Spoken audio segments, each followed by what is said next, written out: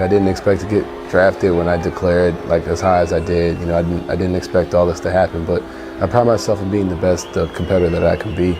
You know, being humble and not losing. You know, I've heard stories from guys. You know, a lot of guys in the NBA, they get drafted, they settle, they get paid, they settle. You know, I take pride in being one of the guys who, it doesn't matter what happens. You know, I'm gonna go out there and give 110%. Donovan Mitchell was spectacular, leading the Jazz in his rookie season. Rival coaches are calling Mitchell a young Dwayne Wade with a jump shot. He's become the best player on the hottest team in the NBA. And I was like, damn, he doesn't play like a rookie to me. He's a rookie, Max, and they hand him the ball as the #1 option in the Western Conference. But this season seemed like a step back. Donovan Mitchell's interesting to me.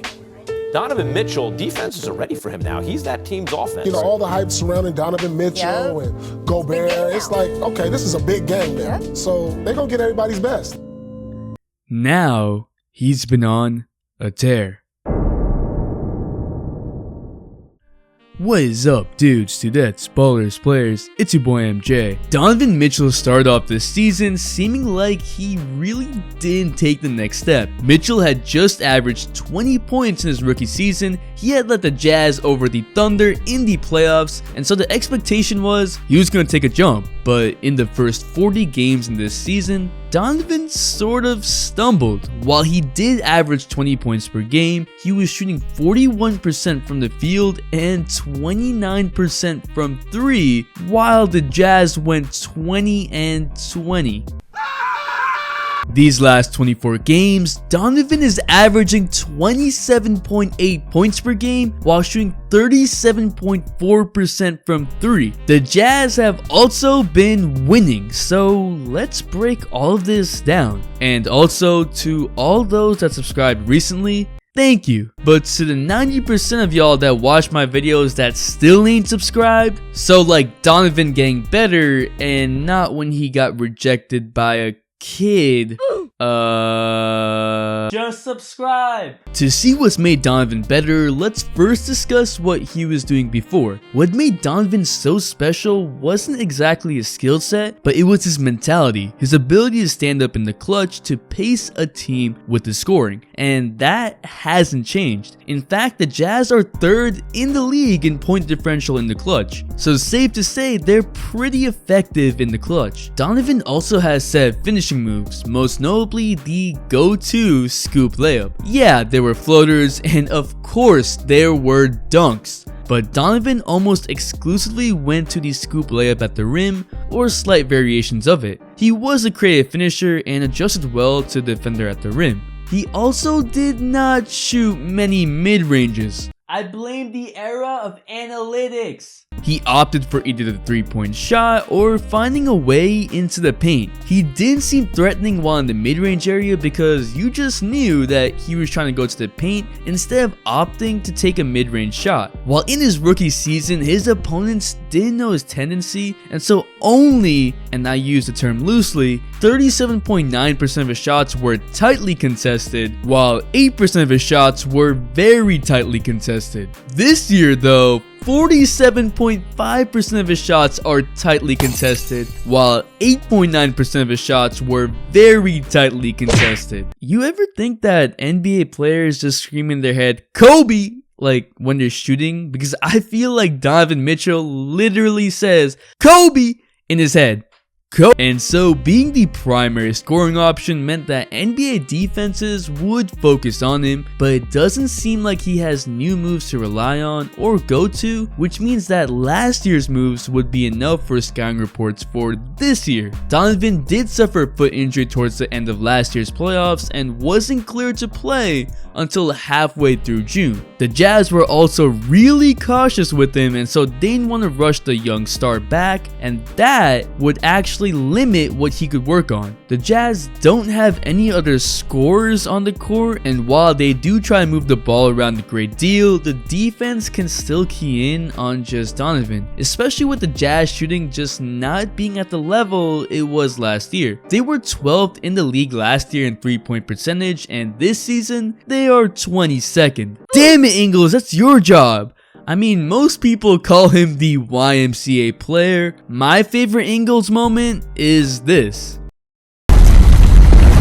That means they aren't providing that same spacing they were providing last season. It doesn't seem like Donovan has taken the next step. He looks exactly the same, just being used more, which is true. He had a usage rate of 28.1% last season and has a usage rate of 30.8% this year, which is pretty high. That is the third highest usage rate in the NBA this season. And with that much load, without really having unstoppable moves or being a marksman, Donovan was going to struggle.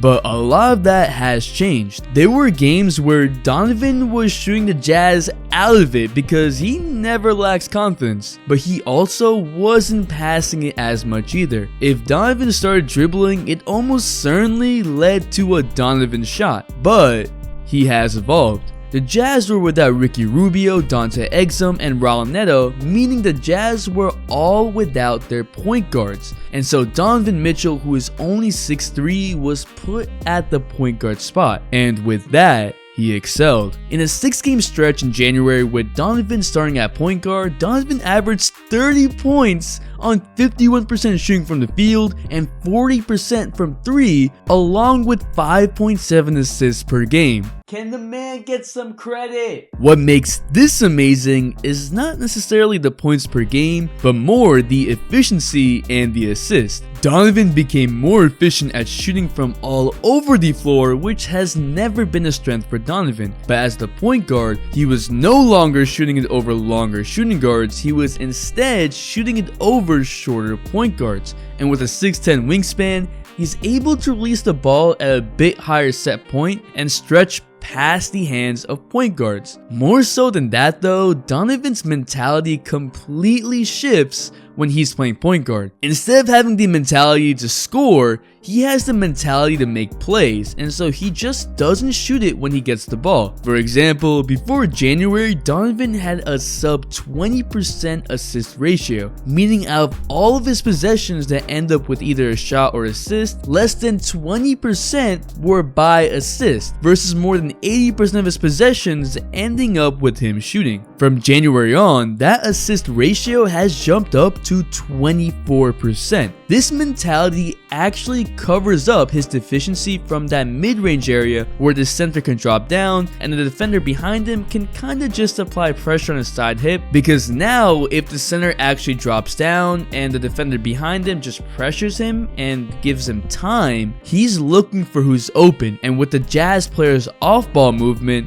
something always opens up. What that forces is the defense to try to get Donovan to get rid of the ball quick and to not give him time. But doing that allows Donovan's quickness to shine so he can get to the rim. It's giving him another weapon of attacking. If the defense believes you will shoot, and you do, you're not throwing variability into the mix, and that's when you need some sort of unstoppable move that no matter what the defender does, you can still score, whether it was Dirk's one-legged fadeaway or LeBron's size and speed driving into the paint, you know, back when LeBron cared. Damn, he really doesn't care. Even if everyone knew, they couldn't exactly stop it. Throwing variability keeps defense on their heels, not exactly knowing what Donovan's gonna do. The Jazz were 6-0 during that stretch without any of their point guards, and Donovan is really finding his teammates and acting upon the openings the defense is giving him. His quick decision making is actually quite remarkable. With Ricky Rubio out and Donovan playing extended minutes at the point guard spot, the Jazz are also 2-0 this season. In Donovan's career high against the Bucks, in which he scored 46 points and the Jazz won by 4, Rubio played less than 20 minutes, which is 9 minutes less than his 29 minutes per game. While Rubio is indeed a great playmaker, because he can't shoot and because Donovan is then pushed to the shooting guard, he actually is holding back Donovan, who isn't just running off ball waiting for Rubio to find him. Did I say Rubio can't shoot?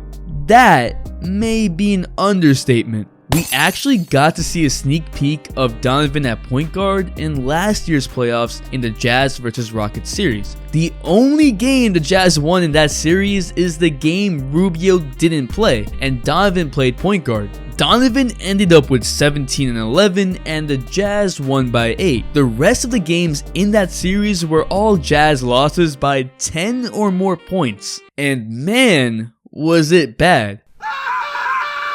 Now, Donovan's ability at the point guard isn't a necessary given, it's an ability that he has, and it shouldn't be taken for granted. He has always shown high IQ basketball, and quick decision making is a gift, and his gears shift when he's relied upon to make the Jazz offense run. I have been on record saying that Donovan reminds me a lot of Kobe in terms of his mentality, a lot because he likes to lead and pace his team by scoring. Today's point guard isn't the traditional point guard from years back, it's more of a hybrid. Curry, for example, is a good point guard because he can create for others while still scoring. Same with James Harden, and so Donovan Mitchell fits that mold. He's been averaging 27.8 points per game in these last 24 games, which is elite. And the more he gets to play at point guard or have the mentality of one, the more I think Donovan will succeed. But what do you think? Will Donovan shift more to point guard? And how far can the Jazz go this season? Drop a like for Donovan Mitchell. And to the 90%, subscribe! The Instagram shout out of the day goes to Eric, and the all day notification shout out goes to my boy and ultimate Jazz fan, Joshua. Thanks for the all day support. Also, this was perfect for Josh to get the shout out in this video because he's the ultimate Jazz fan and this is on Donovan Mitchell, so crazy how it works out. Make sure to bell for all day notifications, and if you're not a sub, hit that subscribe button to join the all day community for more fire content, all day support. It's your boy MJ. We out. Okay, just hop in my spaceship. Okay, just hop in my spaceship now.